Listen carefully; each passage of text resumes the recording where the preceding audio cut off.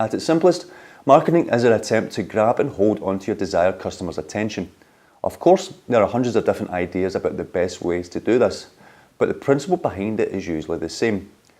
You have a potential customer and you need to engage with them and encourage them to choose your product. Keeping a customer's attention is one of the key challenges for any online tourism marketer, and the secret is to do this without repeating yourself too much. This video will look at the differences between sales and marketing content, and I will again explain some of the ways marketing content can encourage and keep your customers' attention.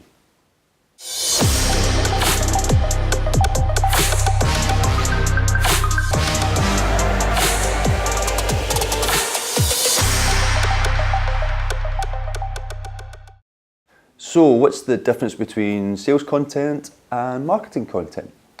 Well, sales content is the information about your product or service that you're actively trying to sell to the reader. It's the prices, the specifications, and anything the potential customer might want to know before making a purchase. Marketing content aids the sale process by being helpful and engaging to the reader. Good marketing content adds value to the reader and either encourages them to click through to the site to make a purchase, or it familiarises themselves with your brand so they are more likely to return another day when they are looking to make a purchase. Customers often spend a long period of time planning and shopping around before they book the next trip. This means that most people looking to buy a holiday are likely to visit several sites, gathering up all the information they need before they start to book tours, accommodation and flights, etc. Other than having the best product or service, good prices and great sales content, the best way to engage with your potential customer is to help them plan their next trip. You can do this by offering useful information. Write detailed guides to the cities and countries that you operate in, providing potential customers with as much information as possible. If you put all this information into several guides, you're saving your readers lots of time and they won't have to scour the internet and search for anything else that they want to know, keeping them on your site. Not only will this grab potential customers' attention, it will likely to encourage them to return. In fact, if your travel guides are specifically good, the potential customer will probably bookmark them and perhaps even share them with lots of their friends and family. The key to this kind of content marketing isn't just to publish as much as possible, as often as possible, and hope that something sticks. Instead, it's a good idea to do a little research and figure out the exact questions people are asking about your particular travel niche and about any tourism products or services that directly relate to you.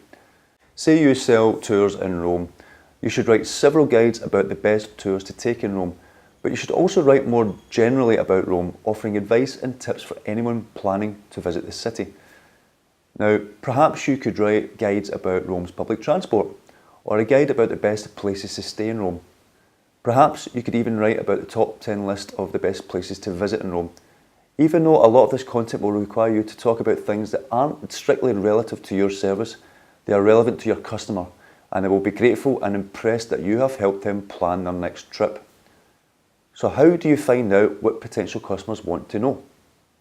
There are so many ways of researching this. You can do surveys with previous customers.